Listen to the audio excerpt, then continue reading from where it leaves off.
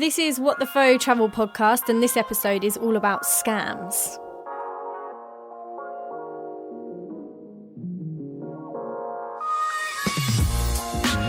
Hello guys, welcome to the show. Now you're probably going to be thinking, what's going on? We're halfway through the month. We only released a show about 2 weeks ago, but we're now releasing another show. We're going to start doing 2 shows a month. So Amy, explain further what I'm talking about. Okay, so if you follow us on any sort of social media, you will realise that we have just changed our logo. So we've had a complete rebrand because, let's face it, it looked a bit old and weary before. We needed to make it cool and young and Hip. cool and whip. So, private joke there. It's a Family Guy reference, but there you go. So if you have a look at our sweet new logo, you'll notice it's 3 different triangles. So the 3 triangles actually are symbols for challenge, learn and explore. And we're kind of thinking that's what this podcast is about. We want to get you learning, exploring and challenging yourself. So every episode that we're doing, these mini episodes, which is what this is, every mini episode is going to be either about a challenge, about learning, or about exploring. And this one, to start us off, is about learning because we're going to talk about scams. Yeah, halfway through the month is going to be these mini episodes. We're still, as normal, on the first of every month, going to release our full-blown proper episode, which is always based on a country. But yeah, this is more talking topics. We are talking about scams today. Now, when we've been travelling, we've all been victim of a scam every now and then. So hopefully, by telling you guys the stuff we've experienced, and also later on, we've got some listeners who have sent in some little audio clips of them explaining their scam experiences. Hopefully, by giving this information to you guys, you can avoid being scammed yourself. Yeah, so how do you not get scammed? Information. That is exactly what this is about. And just going quickly back to asking listeners for stories, we asked for stories through our Instagram and Twitter. So if you ever in the future want to get onto Faux, we're going to be asking you guys for a lot more stories in the future. So follow us on there, Instagram, Twitter and Facebook, and then you might be able to be featured on What the Faux Travel Podcast, which is pretty cool. So yeah, the way to not get scammed is information. So let's start off by talking about our own personal scam stories. I think our biggest one happened in Spain. Would you agree, Nick? Yeah, that was the biggest scam, and just me being fucking stupid. Yeah, I kind of enjoy reveling in this story just because you look a bit silly, don't you? Yeah. Well, people that remember our Domestics Abroad episode months ago, a long time ago. In series 1. Yeah, we were talking about things that when you're travelling with a partner, things you might argue about, and this was one of the things we definitely argued about. Yeah, I think this is actually one of our biggest arguments ever. Yeah, maybe. It only lasted for like an hour or 2, but it was heated. It was. Go on, John, explain. It went dark. So we were walking down the really famous street Las Ramblas, and Did you say Barcelona? I said Spain. Okay. But yeah, in Barcelona. By this point, we'd not been to Thailand or Asia or anywhere. We hadn't done any extensive travel together. We'd just been on small holidays. And we were travelling with a Brazilian couple that I used to live with in London. So we're walking down this street and there's all these games going on. It's a busy street, you know, like all those statue people who dress up and stuff and they get money through doing that. Yeah, all the street entertainers. Street entertainers, all of that sort of thing. We come across these 3 or 4 guys playing a game where basically you have 3 cups, 1 ball. That sounds like a dirty porno. 3 cups, 1 ball. And they put the ball under, swap it around, and you guess which cup has the ball. Pretty simple stuff. And you play it and you think, I've got it right every single time. Yeah, now, what you mean when you're watching from the edge. Yeah, when you're watching it. So Nick was like, I know I can do it. Guys, don't worry about it. I can save us here because we're running low on money. I think the trick is that you win the first time and you win a little bit of money, right? No, I was watching thinking this is really easy. The guy who's actually doing, the game, I'm thinking this guy's stupid. I can see where the ball is every time. So then I just whacked down 50 euros. 50 euros! Because then you can double it's so much money. You can double your money, and that's what the guys, loads of guys just won, and they were doubling their money. So I put down 50 euros. And obviously this time, suddenly he was much better at it, and he'd done some hand trick, and I got it wrong and lost 50 euros. In the space of a few seconds, I just lost 50 euros. I'm like, oh, shit, I felt like an idiot. But what I didn't realise was when I was watching the game, it looked really easy because that was him and his mates pretending to play the game, and the mates were winning the money every time. Yeah, so he was pretending that his mates were strangers who had also just walked up on this game. And lost 50 euros, a lot of our budget to eat. So normally, these street entertainers, if you have to bet money on them, and it looks easy, it's too good to be true. So don't fall for the same trick that I did. Yeah, because it's one of those, and I know I like play with you about it, but like I see why you did it. They were good at what they were doing. It's just when you're an outsider, it is just like, how on earth can you fall for that? But when you're in it, you know, you don't see it. Yeah, I didn't really think about it. So that's one to avoid. Absolutely. So another big one is in Thailand, Bangkok. Do you want to say about that one? Yeah, we had just arrived in Bangkok. This is our first time in Asia. And we're walking to our hotel. We must have looked like such newbies to travelling. White, pale people. Yeah, and we've got all our bags on. We're trying to find a hotel. And the tuk-tuk driver says, if you want, I can see you're new in town. We can do a tour of Bangkok in one of our tuk-tuks for like, it was the equivalent of like 30p or 30 or 50p. Cheap. We're like, whoa, a city tour for that cheap. That's amazing. All it is the guy does take you to some places around the city, but he also takes you to a lot of his friends' shops where they really pressure you to buy stuff. So obviously the money you've paid for the tour, they're banking on the fact that they're going to sell you stuff later on this tour. It's not a tour, like I said, it's just a way to get you into their mates' shops. So what sort of shops do they take you to? It's like places where you can get handmade suits? Yeah, clothes shops, souvenir shops, but then at the end they take you to a place which seemed to be government run, but they sell you tours and like boat trips and things like that. Like a travel agent. Yeah, Well, they tell you it's government run, but Yeah, obviously true. that's a lie. Yeah, and they really pressure you. They're like, in Thailand, you can't just turn up and do something. You have to book in advance, which is complete bollocks. Thailand is the easiest place. You can just turn up and think, what do I want to do today? And you can do it. Because I don't think we would have fell for that. But the way they got us was they said, when we first met the tuk-tuk driver, he was like, the government are doing this new scheme where they're paying us a bit of money, petrol money, so then we can take you around for a cheaper price. So we were like, oh my God, the Thai government is amazing. Right, we've been in Asia one day and this is a great place. I love Thailand. But that's the way they got around it. We wouldn't have fallen for it before, I don't think. But so it's not government run. They are just going to get commission from their friend shops. For sure. So another one that we fell for was we were in the capital of Cambodia, Phnom Penh, and we wanted to get a bus to Siem Reap. That's where all the Angkor Wat temples are.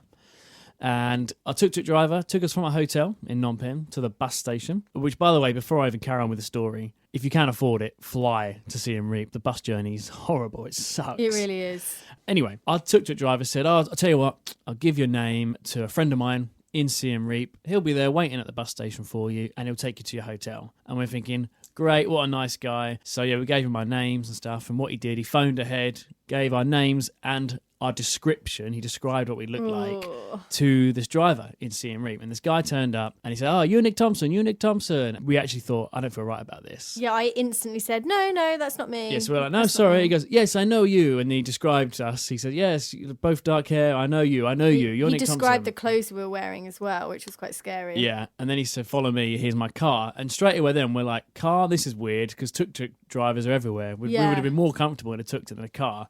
We thought, okay, well, let's go along with this. Got in his car and Which at that point, I said to you, as soon as we got in the back of the car, I remember saying to you, I was like, Nick, I don't feel comfortable. Yeah. Our bags were locked in the boot as well, which made it even weirder. Like, he Yeah. wouldn't let us have our bags with us. At that point, I was like, Nick, I already don't feel comfortable. I'm just letting you know. yeah. So I just said to him, just take us to the main part of town and we'll find a hostel. He's like, no, I'll take you to a hotel. Where do you want to go? We're like, dude, we don't know. We've just got here. Just take us to the main part of town, drop us off. We'll pay you for the journey and then leave us alone. Then he insisted he took us to a lot of different hotels. And we're thinking, well, he's obviously mates with the people that own the hotel. What's going on? We just want to pick our own place rather than him choose. He took us to a load of places. Like expensive places as well, where there was no backpackers. It was all like families, which is great if you want like a luxury holiday. But we wanted a dirty hostel We just wanted to be in a good location. with a lot of backpackers. Yeah, and he took us to loads of places, and eventually we're like, okay, we got to a hotel, and we're like, dude, enough is enough. Like, thanks, here's the money for the journey, like a few US dollars, not much. You actually paid him over the price so that he'd leave. Oh, I did. No, I gave him a few at first, and he said, no, he said, don't worry about that. Like, I'll be your driver for the whole weekend. It's all good. I'm like, no, dude, take the money and see you later. And then he wouldn't have it. He's like, I was waiting for hours for you at the bus station. You owe me at least this. He wanted like 10 US dollars, which in Cambodia is way too much. I just offered to give him 5, which you said is still way over, but I just wanted to get rid of him. And he wouldn't take it. He's like, no, I'm your driver for the weekend. He got so aggressive. Yeah. And he actually started to push and shove you, didn't he? And I'm thinking, oh my God, like, we've just arrived in this country. Nick's like being pushed about. And then But this was in the hotel reception by this point, and I looked at the receptionist and I said, call the police now, because that's how aggressive he was getting. And she was just a young girl, and I think she went to get her manager, and they were almost like kind of not laughing, but they were kind of just watching the situation. I started to cry, and I think it was a little bit of fear, but 90% of me was because some people might disagree with me here. It's a good way to get out of situations. It worked for us in Morocco when we weren't allowed out of a carpet place years before. But as soon as somebody sees a woman cry, it's almost like, oh, back off. Like, this is getting serious now. So I did that, and I was trying to get in between you two because I thought, he's a man. Like, this is pretty stupid. Like, maybe he might have hit me, but I thought, like, he will definitely try and hit you because he was pushing you by that point. I thought, if I get in the middle, he won't hit me. I'm a woman. And I just like tried to separate you, and it just got out of hand. Yeah, and then the hotel staff, they wouldn't call the police. And then we're thinking, oh, wait, is that a good idea to call the police? Are they going to be really corrupt? And are they going to want more money? So we don't know what the rules are in this country. Eventually, the hotel manager did speak to the guy, and eventually he gave up and left. Well, I think you're missing out like the absolute hero of this story. Oh, yeah. You know, I said it was a family hotel. Well, this family came in with 2 children, wife and a husband. They were from Australia. And the dad was just an absolute hero. Like, I just looked at him. What's going on here, mates? When I was crying, I just turned to him and I went, can you speak English? And he was like, yeah, what do you want, mate? And he was like, right, I'm going to get you the number for the police. And because he was like such a big, authoritative guy, like the receptionist was listening to him and they were helping us. And then he sort of diffused the situation, and the guy went off, and he turned to the guy and he was like, mate, you've been paid way too much money. You can fuck off, basically. After that, we like went to our room. I think we got upgraded after that, didn't we? In this, because we ended up staying at that hotel. The hotel manager was like, okay, you've been through a rough time. I'll sort you out a good deal on a room. Yeah, so we stayed there, and it was a really nice room. It was great. And then we saw the family in the pool after, and he actually said to us, he's like, guys, I don't think you should be traveling in Cambodia on your own. You're not equipped to do this. And we were like, we're so shit at traveling. We were proper newbie travelers. But, we're telling you guys this stuff so you don't have to make the same mistakes. Just don't commit to any taxi drivers. Don't give your name and stuff like that. Don't even tell them where you're going. Just like, bus station, please. Yeah. Oh, where you going? Airport or whatever. Yeah. I've known a lot of backpackers to change their name. Like, and it's quite funny. You can make a bit of a game about it. Just like make up stupid names as you're going around. But yeah, don't get someone's mate to meet you somewhere. It's just not safe at all. So another one I want to quickly mention, when we were in Morocco recently, I was just at this little shop, wanted to buy a bottle of water, said to the guy, how much is that? I had 15 dirhams in my hand, which I kind of presented to him. He looked in my hand and said, 15 dirhams. Yes, of course it fucking is, mate. So just don't present your money at first. So normally like a bottle would have been what, 2 to 5 dirhams? Probably. Yeah, something like that. Mugged off. And I knew it at the time I was being mugged off, but I thought I was just being an idiot for showing him what I had.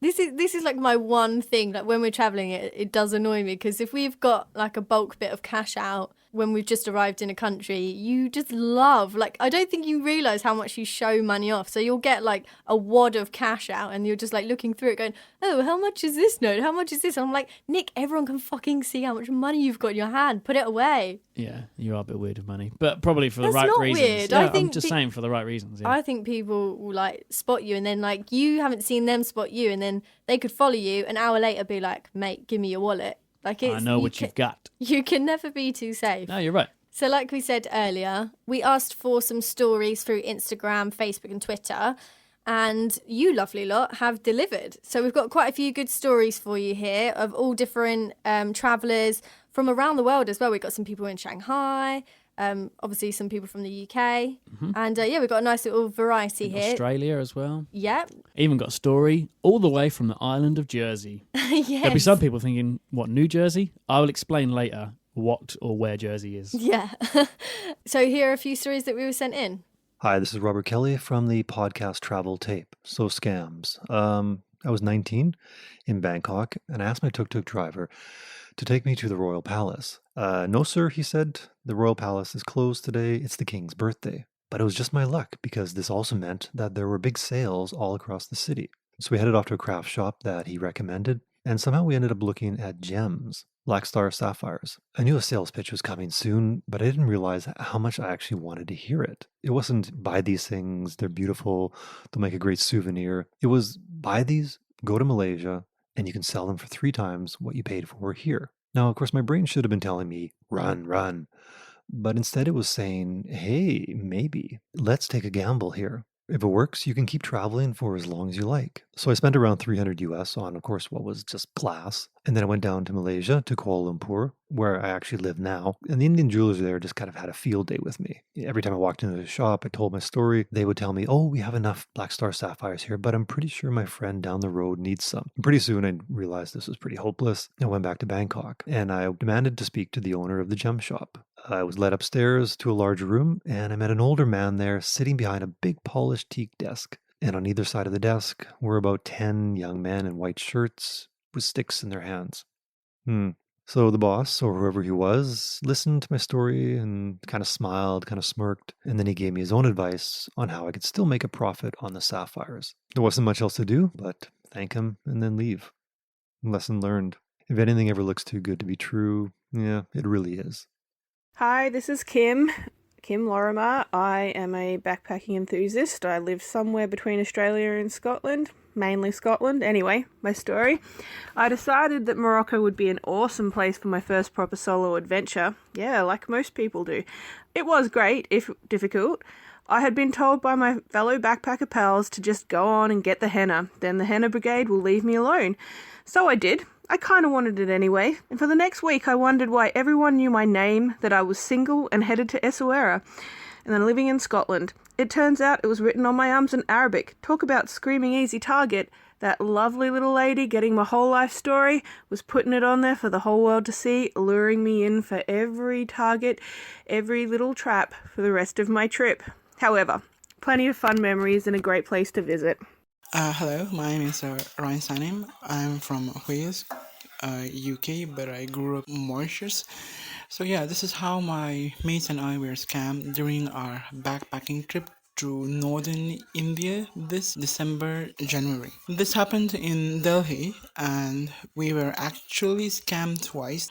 The first one was when our tuk-tuk driver, which we used it as our guide, took us to an Indian shop where apparently they sell the best shawls or Indian clothes. He said that the price of the clothes were 4,000 rupees, but after some bargaining, we settled it down to 3,000 rupees, only to realize that it was supposed to cost only 1,500 max. Wow. Now, the second time we were scammed was in Old Delhi when we were walking towards the biggest mosque in India. I think it's called the Jama Masjid or something. While we were walking down, a guy came to us and then told us that if we wanted our ears to be cleaned, we were like, since it was going to be our first time experience, we decided to give it a go. But then after everything was done, he demanded us that we pay him 700 each. We were like 8 of us, so it was insane. But then paying 800 rupees for just cleaning our earwax, it was crazy. So we just had an argument and the price was down to 300 rupees. But then still 300 rupees for someone cleaning your ears was still pretty insane. Back at hostel, everyone including the hostel owner were just laughing on us. But yeah, to be honest, it was a fun experience. But India is a nice place with both the extremes. Hello, my name is James and I am currently living in Shanghai. I write a blog which you can read at trybeforeyouDieProject.wordpress.com. My scam happened to me back in January. When I first got to Shanghai, I was walking around an area of the city called Yuyuan Garden, which is well known for its traditional classical Chinese architecture. And I was stopped by a couple to take a picture for them. And afterwards, they started talking to me. They kept reassuring me that they weren't married, that they were actually brother and sister. And within about 5-10 minutes, we were on very sort of chit-chatty terms, and they asked me if I wanted to go to a Chinese tea ceremony because that's where they were going. They were only in Shanghai for 2 days for a little holiday. They came from the south somewhere. I was swept off my feet by them. I thought they were two very, very lovely people. So I went to a tea ceremony, which was in the back bedroom of a house behind a shop down quite a deserted back street. I immediately thought that something was not right, but I thought that they were going to try and poison me and maybe sell my organs on the black market because I've heard about that. So I thought, okay, I'm going to go ahead with this. If problems occur, then, I'll get myself out of it physically if necessary. But if I have to drink anything, I'm only going to drink after everyone else drinks. That was my one rule. And so sat down for this ceremony, and the woman who led the ceremony only spoke in Chinese. And so the guy who I met in Kew Garden was translating for me. And it was just a story about kings and queens. Very, very good. We tried about 8 different teas. I always made sure that I drank last. After about 20 minutes, because I didn't feel sleepy or anything, I relaxed a lot. Then it came to towards the end, and I thought I was going to write a blog post about it, a lovely Chinese experience. And I wanted to take a picture to kind of give my readers something to help visualize. And the woman leading the ceremony freaked out when I got my phone out, and then she said something in Chinese and left the room. And the guy who I was with said, part of her religion prohibits her from having a picture taken, so you can take a picture, but not while she's in the room. And I thought that was a little bit strange, but I still didn't twig. And then after a few more minutes, the bill came, and bam, I got stuck with a bill of about 450 RMB, which works out at about £50, for a tea ceremony, £50. I was thinking, okay, I'm a tourist, fair enough. This is a bit of a ridiculous price, but it's not so ridiculous that I don't believe it. So I ended up paying, and, the guy and the woman that I was with, they paid for theirs as well, which came to a similar price. Then we left, and we all sort of said goodbye. And then later on in the evening, I told a couple of my friends, how my day had been. And I said, I met these 2 lovely people in Kew Garden. We went to a tea ceremony. And one of my friends just laughed and was like, yeah, good one. And I was like, what? And then he told me all about the tea scam and how it's notorious. So I went on TripAdvisor, and because I was still convinced that these people were real, that they weren't just trying to get my money. And I went on TripAdvisor, and it was the exact same scenario that had only happened a few weeks prior to it happening to me. Almost, every detail was the exact same. So yeah, not the worst scam in the world, and I was about £45 down, £50 down. At least my organs weren't sold on the black market. What's happening, Mother Throwers? Rich here, long-time listener of the show. So my scam story. I was a guy that wasn't going to get scammed. I'd done my preparation, I'd done my research, I'd been on the websites, I'd been on the blogs, spoken to people who'd been travelling before, and I was all clued up, and they weren't going to get me. And they didn't get me for about 3 weeks, and then they did. I was travelling from Phuket to Koh Phangan, not the most cultural of places, but there you go. I was going for the full moon party. And anybody who's been to Thailand or Southeast Asia will know that journeys from one place to another, they try and fit you on as many different vehicles, as many different modes of transport as possible.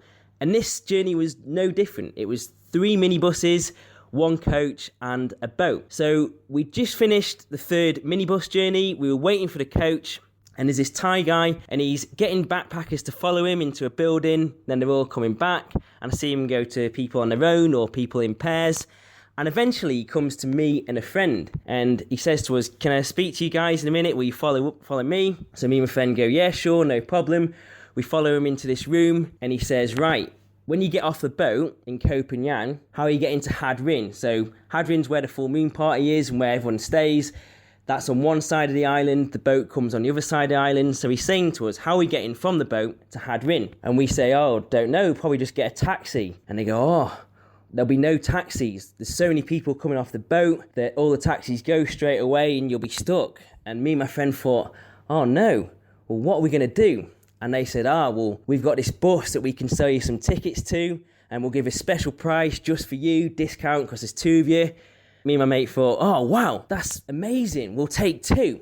Anyway, after the coach journey, after the boat journey, we got off the boat, and guess what? There's no coach in sight, but there is plenty of taxis. No shortage whatsoever. We get on a taxi and just right off to experience, I guess. And you might be listening to me telling that story and you might be thinking, how on earth did he fall for that? And actually telling it out loud, I'm actually thinking the same thing. Nick and Amy, love the podcast. Keep the episodes coming. And to the listeners, I look forward to meeting you all at the What the Foe party in July. Peace. Thanks to all you guys, you are legends. And the last voice you just heard there was Richard from the RJK World Tour podcast. He's a hero for mentioning the faux party at the end. Don't you guys forget, 1st of July, London. It's going to be big. And he even started with, what's up, motherfuckers? We need to bring that back. We haven't said that for a while, have we? Yeah, we definitely do. Thanks to everyone that sent in audio. You guys are heroes. And hopefully you guys can all learn from that. There's some really useful stuff there. So I mentioned that we had someone send in a story from the island of Jersey. For those that don't know, in between England and France, there's a couple of islands, and one's called Jersey, one's called Guernsey. They actually belong to the UK, or belong to England. I'm not sure which way around it is, but we're all part of the UK. So it was Cassia who wrote in from Jersey. She said she's originally from Poland, but yeah, she lived in Jersey for 17 years now. And the reason why she sent in this story is because she said basically traveling to and from Jersey is just a scam, full stop. She said the summers can be great in Jersey because the weather's nice, and it is a really nice place to live. You often associate Jersey with maybe rich people live there. You've been before, haven't you? For yeah, work? I have. I went for work once, and there was this thing where I don't know whether it's a myth or what, but you had to have like £1 million in your bank account to move there. Yeah, to own a house there. Yeah, it's really weird. Yeah, but anyway, so it's a really nice place to live, but I never really thought about this before. Getting out of Jersey to the mainland is a nightmare. There's one ferry a day, apparently, which goes to the UK, but it's often broken down and it's expensive. Or if you want to fly to London or fly to France, you're looking at like over £200 per person just for the flight. So that's before you've even then gone to your main destination. So it's interesting. It's a nice place to live, but once you're there, difficult to leave. Yeah, we've got another story that was written in as well. And I'm not too sure of his name, but his Instagram name is Maker Jamaica, I think, with K's. I did ask for his name, but he hasn't replied in time, so sorry. Okay, so this guy was in Bali riding out on some motorbikes with his friends and ended up getting pulled over by the police because they were wearing flip-flops. And so they argued with them quite a lot, and the police started to demand money, in which they refused, which I think is quite a logical thing to do. That's what anyone would do. And then they started to bribe them more with some like really ludicrous things. And they ended up paying them a small bit of money and left. And he said, luckily, all of his money was in his bag and not in his wallet. Otherwise, they would have taken it all. So it's quite a good idea to share your money out in your belongings. Yeah, not have it all in one place. That makes perfect sense. Definitely. Just don't give the police a reason to pull you over because, they'll find a reason to. Yeah, whether it's flip-flops or helmet or whatever. Just don't give them a reason. I think that's really hard, to be honest. It's really hard. They'll pick on anything, won't they? Yeah. So after all that, who feels like they never want to go travelling ever again? Exactly. I don't. No, I don't. I feel bummed out. But like we said, after sharing all this stuff with you, you guys are going to be much better prepared for when you do go travelling to not fall for any of this bullshit. Exactly. And this is just like one bad side of travel, but once you're over the shock of being scammed, like it is horrible and you're upset about it, but then after a bit of time for you to cool down, it's quite funny and it's a good like learning experience as well. So make sure you don't get down about it because it's really not worth it. Just learn from it and just realise it's a rite of passage when you travel. All travellers have been through it, and just what you said was perfect, Amy. Yeah, try not to feel too down about it. We've been scammed before when we're like, oh shit, and that kind of ruins the rest of your day. It could ruin the next couple of days, but this stuff does happen. And unless you're really stupid like me, gambling on street games in Barcelona, then you can feel like a bit of a dickhead. But most of the time, this isn't anyone's fault. Well, of course, it's the scammer's fault, but it's not really your fault. It's easy to fall for these things, but just be aware. So there you go. That's how you avoid being scammed while travelling. Information. That's all you need. And just keep your wits about you. So thanks for listening. Our next episode on the 1st of the month will be all about Morocco. It's a really fun episode. We speak about this festival we went to in the middle of Sahara Desert called Beyond Sahara. You'll hear from some people we met while we were there. We also play a sexual innuendo game, all Moroccan-based, called That's What She Fez, which is the most genius thing anyone's ever come up with, ever. It's a really fun episode, and looking forward to you guys hearing it. Then after that, you'll hear from us on the 15th of May with another mini episode just like this one. Don't forget, you guys can get in touch with the show. You can send us an email. Our address is whatthefaux@gmail.com. Faux is spelled PHO. On Twitter, we are @Faux Podcast. Also, check us out on Instagram and Facebook as well. With all this social media, this podcast doesn't just come in your ears, we also come in your eyes. Lads.